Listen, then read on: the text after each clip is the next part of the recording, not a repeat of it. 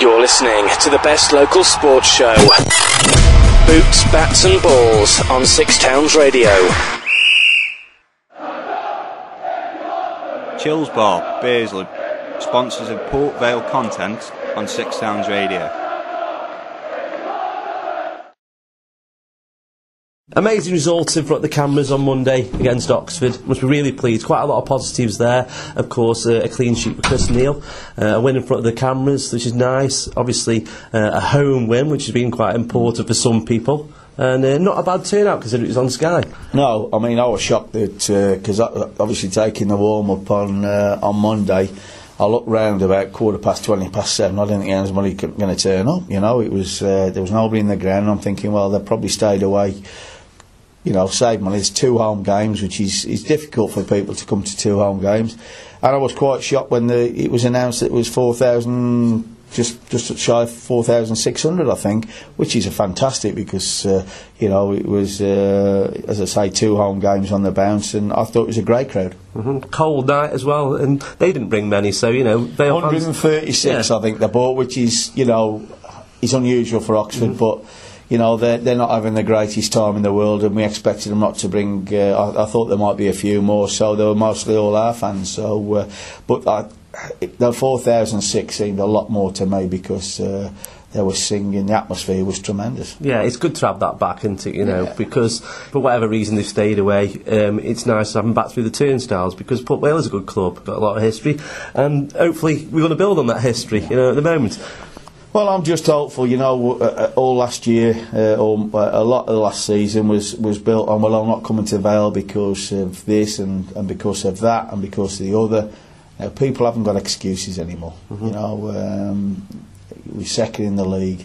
Okay, the home form hasn't been brilliant, but I think that goes sometimes where they shut up shop, and if we don't break them down in the first 20, we get frustrated. When we score early, as we did against Rotherham and Oxford, people have to open up, and that as soon as they open up, it opens up for us. So it is important the first 20 minutes against any game to get that first goal. Yeah, and it was nice to see Popey getting the 13th goal for him. Jennison Mari Williams, he's becoming a fan's favourite. You know, unlucky not to score himself on the night. Yeah, you know, we've said that. You know, you look at Popey over the last couple of years, hasn't scored many goals, but you look at it now, maybe the supply hasn't been good to him, you know, and you look back through the eras, as we said, with Guppy and Ainsworth and McCarthy and players, even John Jeffers when he was here, and out-and-out wingers. If they get the supply in there, it makes it easy for the front man, so I think he's thrived on that good supply. Oh, definitely, yeah, and the only negatives I can pull from that is, of course, Burge going off, Moores getting suspended now, you know what I mean, leading into the weekend. Got to be a few changes on the field, of course, you know, these players, you know, you've got on the bench who can come in and do a job, they've done a job before. Yeah, it's nothing that we didn't know that's going to happen. You know, we said at the start of the season the biggest problem we're going to have while the club's in admin is obviously first injuries, but fortunately we were lucky to get away with that because we played 7, we didn't make any swaps for about 6 or 7 games, which was great.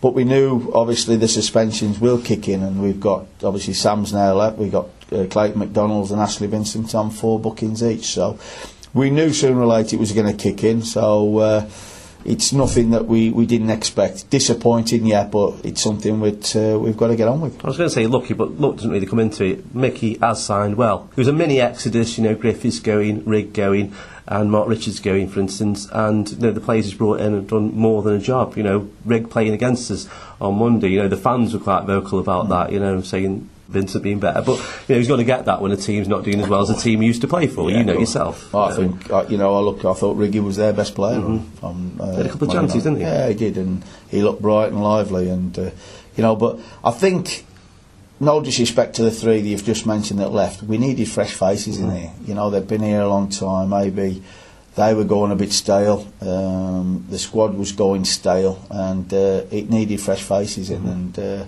you know, so. In a sense, with them leaving, that probably helped the situation when we had to get you know, new faces in here. But that's easier said than done. You can get new faces in, but that doesn't mean they're going to gel as a team. And you know, the gaffer's has worked very hard on that side of it. He's always wanted 2 out-and-out wingers. He got them.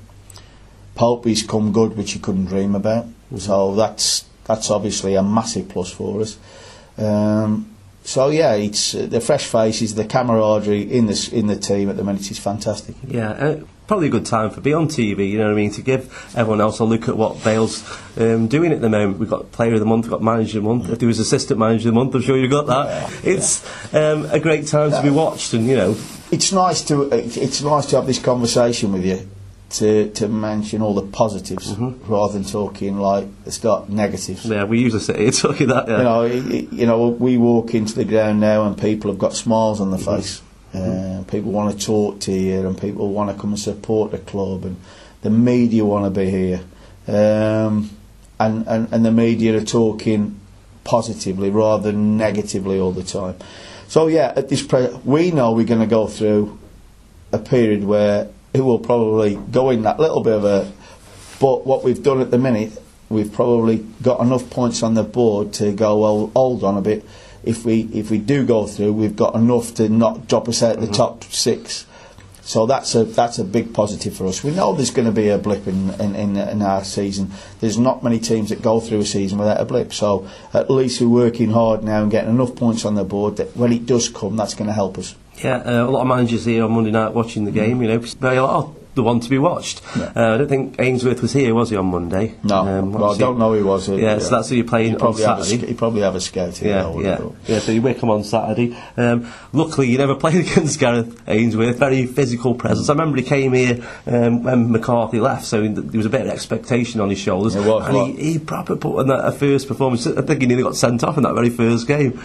Well, that's the way he played. He played, you know, he didn't ask any questions, and he certainly, when a fullback had come off, they knew he was in a game of football. But that's the way he played. I wouldn't say he was dirty. He was just very, very competitive as a player. Wanted to win, and that's what you always wanted as a manager or a coach. The players that want to win, and that's not just on a Saturday. That's whether they're playing 8v8s or whatever. It's that mentality, I want to win and work hard. And Gareth was one of those players that wanted to work hard as when he was coached, worked hard at his fitness levels, and that's why he played at the top for so long. Yeah, that's what he'll bring to Wycombe, of course, you know what I mean? He'll bring that camaraderie in the dressing room, and he'll bring that winning mentality. So, you know, fingers crossed. It's going to be a competitive game, but, you know, Vale will be allowed to play. Well, yeah, we hope they will. I mean, as I say, a lot of teams have come here and shut shop and put the onus on us to break them down. They do like to break quickly, so we've got to be fruitful of that. If we've got corner kicks and whatever, that we're on our toes, that if the keeper does get it, they'll break and catch us on the break. So, you know, we've had them watched, and we know all about them. The players will be given the information up until Saturday. It would be nice just to get another 3 points on the board, really, to cap a lovely week, if you like. Yeah, just look after what Port Vale are doing. Don't worry about anyone else. No, you can't. I mean, you know, we don't talk about being promoted. That's been banned, you know, the promotion talk, because it's far, far too early to talk about promotion. We're in a night now. If this was about 6 games to go, I might be getting really excited. But unfortunately there's a lot more games to go, so we want to keep our feet on the ground and you know, just keep doing what we're doing.